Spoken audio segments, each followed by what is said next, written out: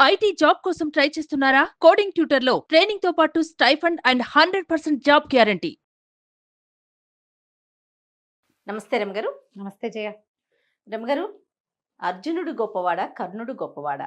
మనం ఎవరికి వాళ్ళ వాళ్ళ వాళ్ళ గొప్పతనం మాట్లాడుకున్నాం. కర్ణుడి గురించి మాట్లాడుకున్నాం, అర్జునుడి తెలివితేటలు, అతని సామర్థ్యం గురించి మాట్లాడుకున్నాం. కానీ కల్కి సినిమా రిలీజ్ అయిన తర్వాత ప్రతి ఒక్కరిలో ఇది ఒక ప్రశ్న వస్తోందండి, అర్జునుడా కర్ణుడా అనేసి. అర్జునుడు అంటే కర్ణుడి క్యారెక్టర్ ఒకంత ఎత్తుగా చూపించినట్టు కనిపించింది. అసలు మహాభారతంలో ఏం చెప్పబడింది చెప్పండి నాకు. ఇప్పుడు అసలు ఈ పోలిక ఏమిటి అనిపిస్తుంది జయ నాకు. ఇది పోలిక ఎందుకు పోల్చాలి? ఇప్పుడు అర్జునుడు కర్ణుడు సహజానికి నిజానికి అన్నదమ్ములు, ఒక తల్లికి పుట్టిన వాళ్ళు. అవును. ఏదో పాత్ర భేదంతో ఆయన వేరే చోట పెరిగాడు, ఈయన తల్లి దగ్గరే పెరిగాడు. రాజకుమారుడిగా పెరిగిన వాడు వేరు, సూతకుమారుడిగా పెరిగిన వాడు వేరు. ఆయన పెద్దవాడు కూడా అర్జునుడి కంటే కనీసం ఒక 10 సంవత్సరాలైనా ముందు పుట్టి ఉండొచ్చు కదా. అంతేగా. నేను నాకు ఆ మహాభారతం లెక్కలు ఆలోచించి చెప్పట్లే, క్యాజువల్గా చెప్తున్నా. ధర్మరాజు భీముడు తర్వాత వాడు అర్జునుడు, అవునా? అంటే మూడో పిల్లవాడు. పెద్దవాడికిను నాలుగో పిల్లవాడికి ఎంత గ్యాప్ ఉండొచ్చు? 10 ఏళ్ళ గ్యాప్ ఉండొచ్చు కదా. ఉండుంటుందిగా ఖచ్చితంగా. ఇప్పుడు 10 సంవత్సరాలు పెద్దవాడికి ఇంకొంచెం ఏదైనా విషయం ఎక్కువ ఉండే అవకాశం ఉండొచ్చు కదా. పోలుస్తామా వీటిని? ఎందుకు పోల్చాలి?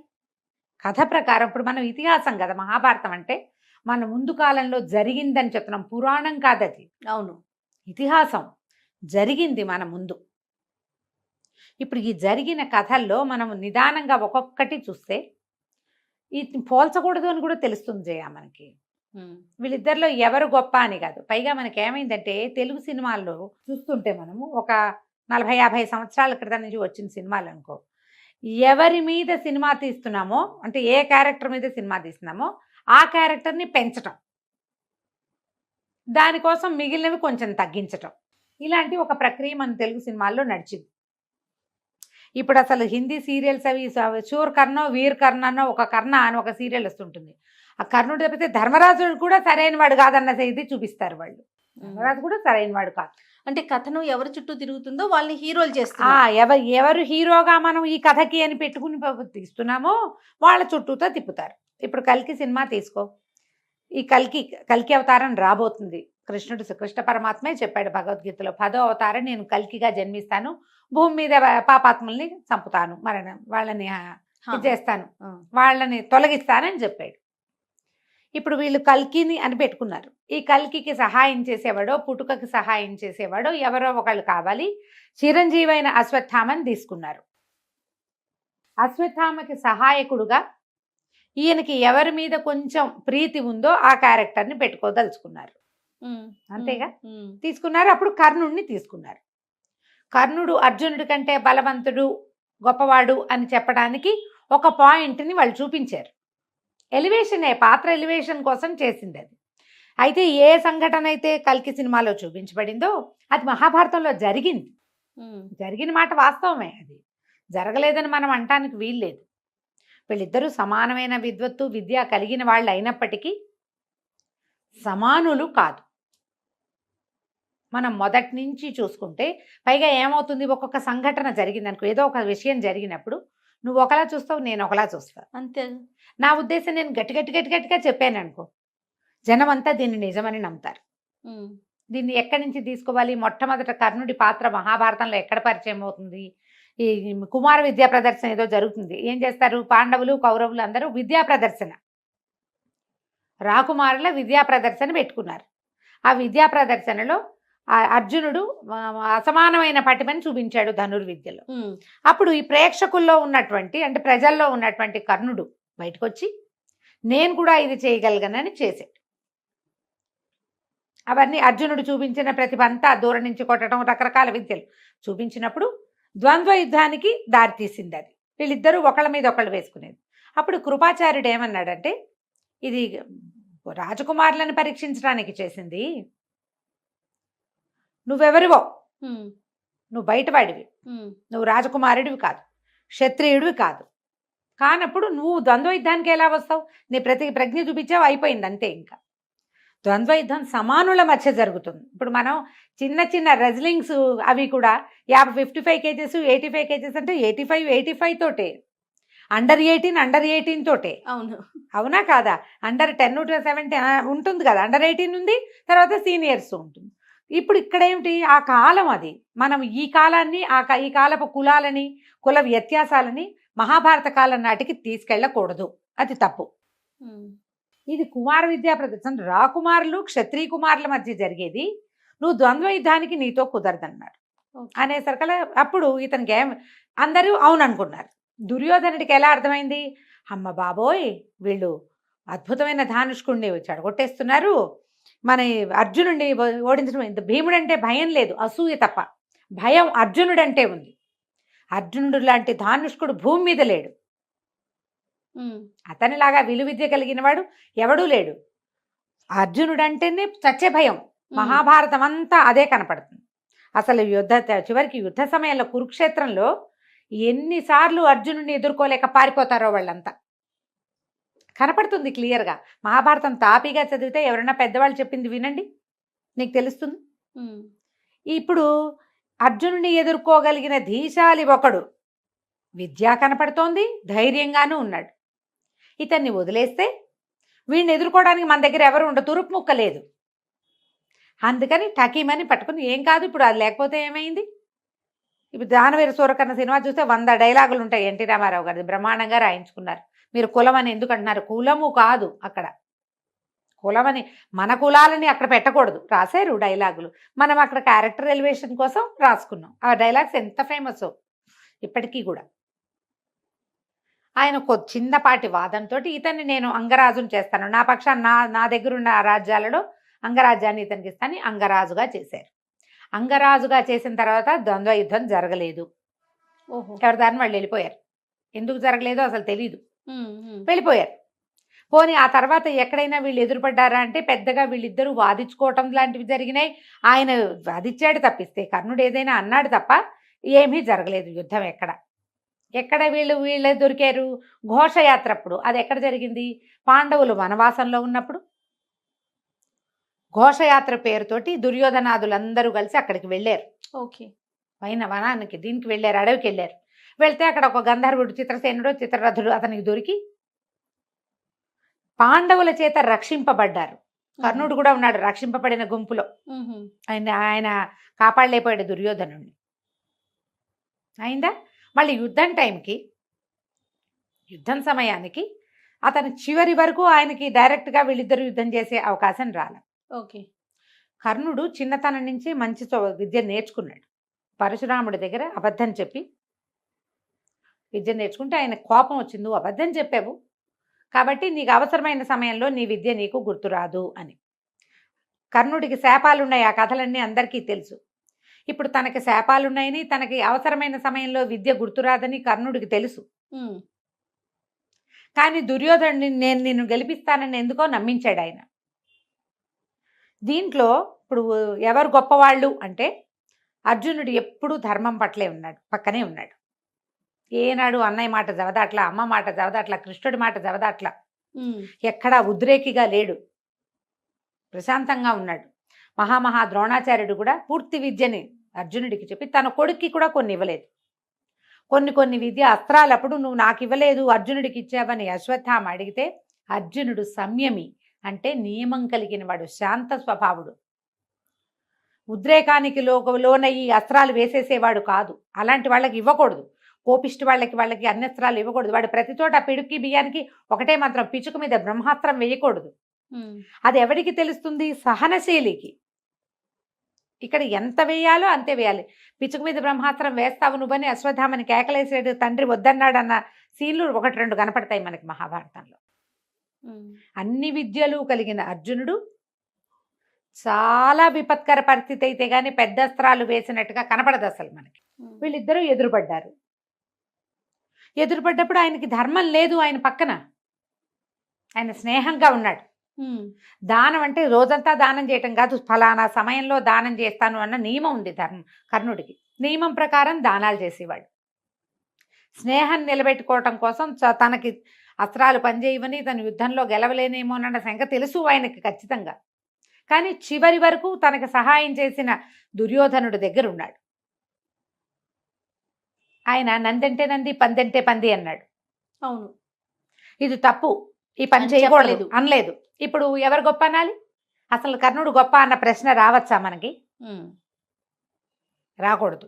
ఇప్పుడు గొప్పతనాలు అనేవి ఏదో ఒక్క విషయంలో ఉంటుందా?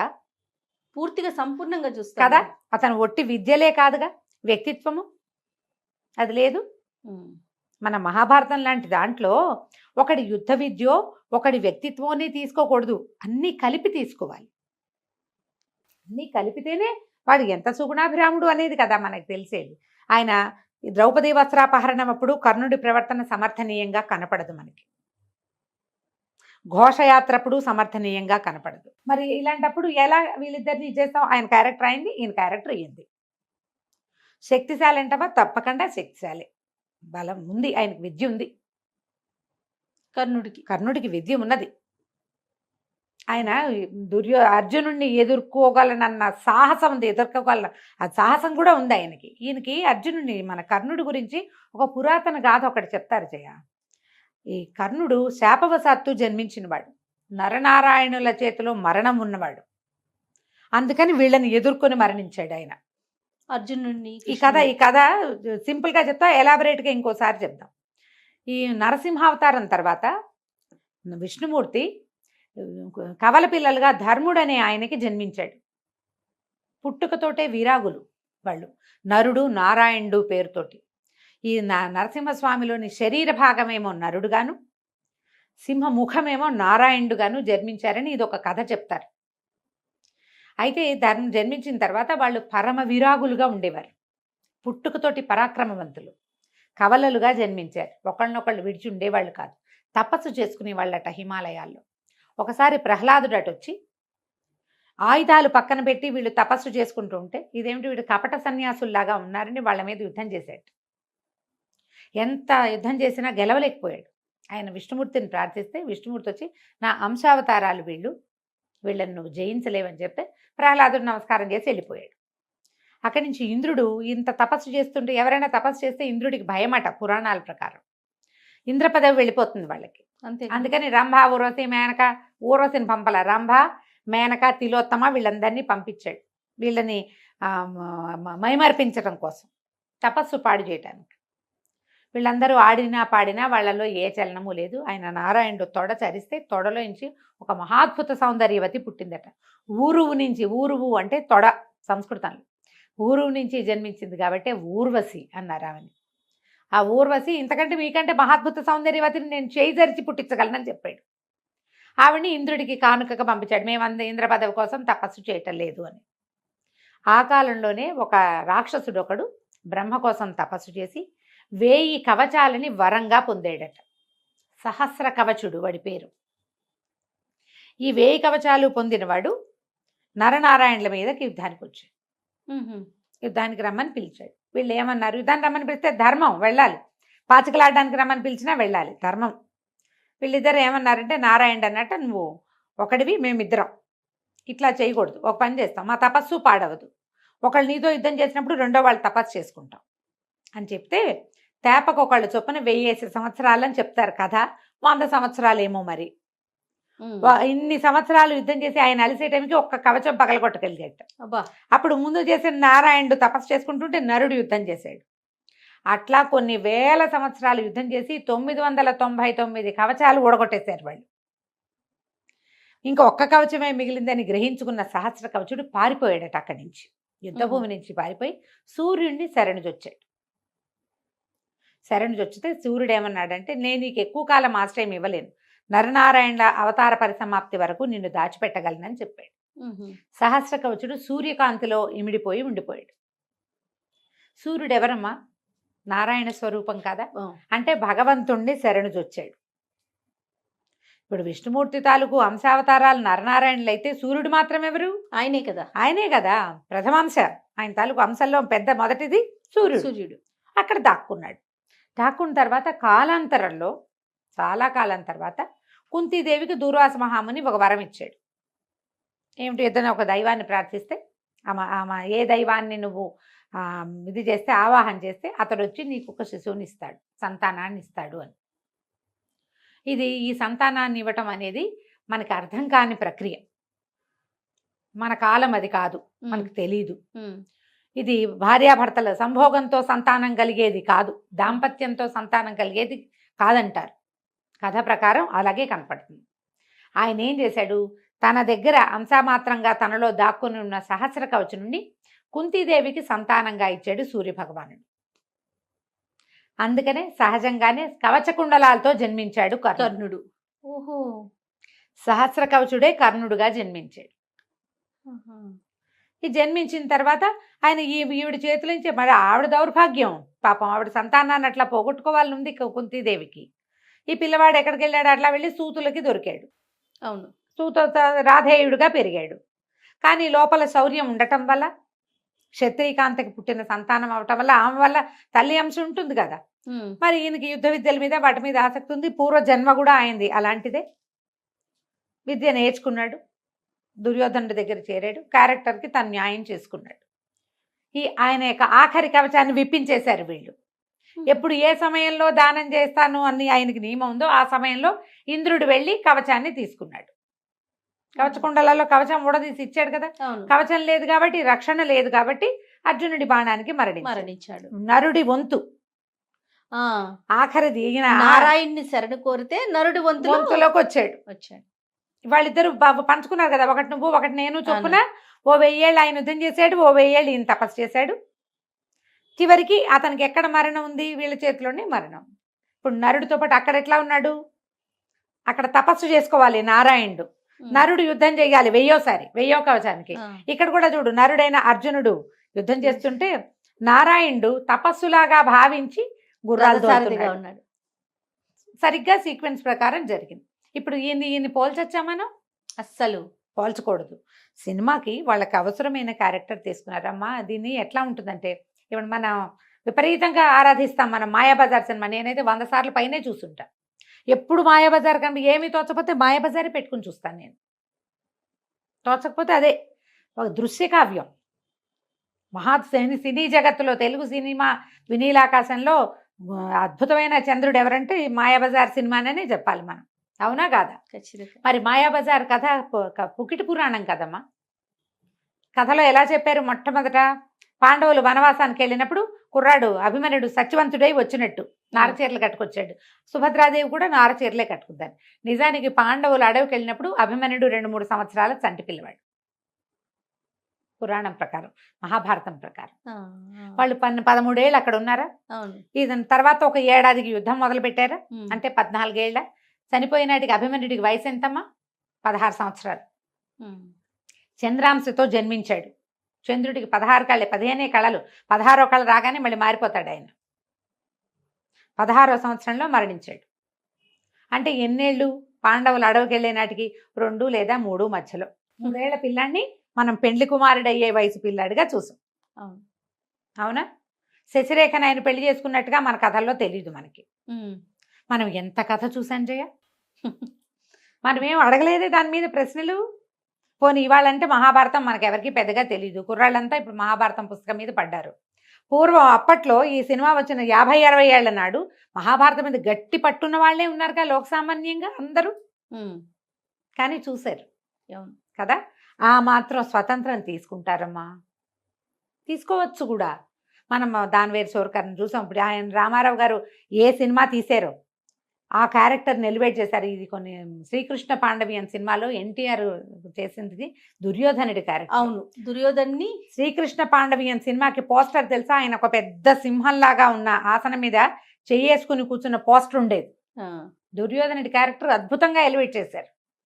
ప్రతినాయకుడు దుర్యోధనుడు. అవును, అధర్మ ప్రతీక.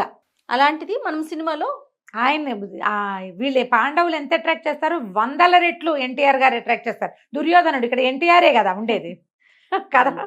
సినిమాని సినిమాలాగా తీసుకోండి. మహాభారతం చదివితే మనకి క్యారెక్టర్స్ ఎవరికి వాళ్ళకి తెలుస్తుంది. కర్ణుడి విషయంలో ఆయన విషయం ఆయనకి న్యాయమేనమ్మా, ఆయన కరెక్ట్. కానీ ధర్మానికి తప్పు, నిజానికి తప్పు. ఆయన అంత చదువుకున్నవాడు, సమర్థుడు, ఒక విద్యలో అపరిమితమైన ప్రావీణ్యం కలిగినవాడు. ధర్మం వైపుకి నిలబడి ఉంటే కథ వేరేలా ఉండేది. ఆయన ఏ ధర్మానికి? మిత్రధర్మానికి కట్టుబడ్డాడు. ఇప్పుడు రక్తబంధానికి కట్టుబడలేదు అంతే కదా రక్తబంధం రమ్మగారు? తెలియదుగా ఆయనకి. అన్నదమ్ములుకి కట్టుబడలేదు. ఆనాటికి తెలియదు, చివరికి తెలిసింది. కృష్ణుడు వచ్చి చెప్పాడు, వీళ్ళు నీ అన్నదమ్ములు, నువ్వు కుంతిదేవి కుమారుడు రా నాయన. తల్లి కూడా వచ్చి చెప్పింది, తల్లి చెప్పింది, ఆవిడ వచ్చింది, ఆవిడ ముందే వచ్చింది. ఆవిడ తల్లి బావ ఇద్దరూ చెప్పారు. అప్పటికే అయిపోయింది. చెప్పినా సరే ఈయన ఏమన్నాడంటే, నేను ఇలా చెయ్యను, మిత్రబంధానికి నేను ఆ మిత్రద్రోహం చేయను అన్నాడు. అది ధర్మం. ఆ విషయంలో ఆయన క్యారెక్టర్ కరెక్ట్. మనం విద్యల దగ్గర అంటామా, అలా చెప్పలేకపోతాం. ఆయన విద్య ఆయనది గొప్ప, అర్జునుడి విద్య అర్జునుడికి గొప్ప. పోల్చుకోవద్దు మనం. పోల్చుకోవటానికి లేదు. ఒక సందర్భంలో ఎప్పుడు కూడా యుద్ధం చేసేటప్పుడు మీరు ఇది ఆలోచించండి. అందరూ కూడా ఇద్దరు యుద్ధం చేస్తుంటే ఒకసారి ఒక రౌండ్ లో ఒకటిది పై చేయిగా ఉంటుంది, ఇంకో రౌండ్ లో ఇంకోటిది పై చేయిగా ఉంటుంది. అంతేగా. పై చేయి అయిన రౌండ్ చూపించాడని అదే కరెక్ట్ అనుకోవడానికి వీల్లేదుగా. మనం ఫైనల్ గా వచ్చే గెలుపు కదా మనకి కావాల్సింది కదా రమ్మగారు. చివరిది ఏమిటి అనేది చివరిది కాదు. ఇక్కడ కరెక్ట్ గా సిచ్యువేషన్ మాత్రం అది జరిగింది. కర్ణుడు వేసిన బాణానికి రథం 2 అడుగులు వెనక్కి వెళ్తే కృష్ణుడు చెప్పాడు ఆ మాట. కర్ణుడు కడు సమర్థుడు, కానీ ధర్మబలం కోల్పోయాడు. అతనికి శాపాలున్నాయి, లేకపోతే మనం ఇతన్ని ఎదుర్కోవటం కష్టం. డి అంటే డిఏ అంతే. ఇప్పుడు ఎవరిది గొప్ప అని చెప్తాం మనం? ఎవరిది? పుట్టినప్పటి నుంచి చివరి దాకా భగవంతుడితో పాటు ఉన్నవాడే కరెక్ట్. అంతే, అది కరెక్ట్. అంతే, నీతి నిజాయితీతో. అంతే కాదు, ప్రతి చోట. అంతకుమించి అంతకంటే ఏముంది? అంతకంటే ఏం లేదు కదా. కాబట్టి విలువిద్యా ప్రావీణ్యం గురించి పైగా ఇంకొకటి చెప్దాం. ఇక్కడ లాస్ట్ పాయింట్, పూర్తిగా వీళ్ళిద్దరూ సమానం కాదు అని చెప్పడానికి ఇంకొక పాయింట్ ఎక్కడ ఉందంటే, ఈ ద్రౌపది స్వయంవరం చేశారు కదా, మత్స్యయంత్ర భేదన. అప్పుడు ఒక నువ్వు గింజంతా పక్కకేసారుట కర్ణుడు బాణం, అర్జునుడు మాత్రం కరెక్ట్ గా వేశాడు. ఇప్పుడు విద్య ఎవరికి ఎక్కువ ఉన్నట్టు? అర్జునుడికే కదా. ఓకే, ఈ పాయింట్ కూడా ఉంది. పూర్తిగా సమానం కాదు వాళ్ళు, ఆయన పక్కకే పడింది బాణం. కొంతలో చాలా నువ్వు గింజ అంటే ఎంత చిన్నదమ్మా, అయినా కూడా లెక్కే కదా. అయినా కూడా లెక్కే. ఓకే, ఇవన్నీ చూడాలి. ఇవన్నీ తెలుసుకోవాలంటే ఏం చేయాలి? మీరు అందరూ కడు భక్తి శ్రద్ధలతో వీడి క్యారెక్టర్ అసాసినేషన్ కి దిక్కండా. ఇప్పుడు మనకి ఎలాంటి రాగద్వేషాలు, ఈర్ష్యాసూయులు మనకెలా ఉంటాయో ప్రతి వాళ్ళకి అంతే. ఎవరి క్యారెక్టర్ ని వాళ్ళ రకంగానే తెలుసుకోవాలి మనం. తప్పకుండా కదా. చక్కగా మహాభారతం చదవండి, వినండి, చదివించండి. నేను ఇప్పుడు నన్ను ఎంతమంది అడుగుతారు? 100 ప్రశ్నలు అడుగుతున్నారు నన్ను, మహాభారతం అని. చక్కగా చిన్న మహాభారతం ఎపిసోడ్లు ఎవరైనా డౌన్లోడ్ చేసుకుని పెద్దవారివి వినండి. క్యారెక్టర్లతోటి పోకూడదు, మనం కథతోటి వెళ్ళాలి. అప్పుడు తెలుస్తుంది. నమస్తే. సుమన్ టీవీలో మీ పర్సనల్ అండ్ బిజినెస్ ప్రమోషన్స్ కోసం కింది నెంబర్కి కాంటాక్ట్ చేయండి.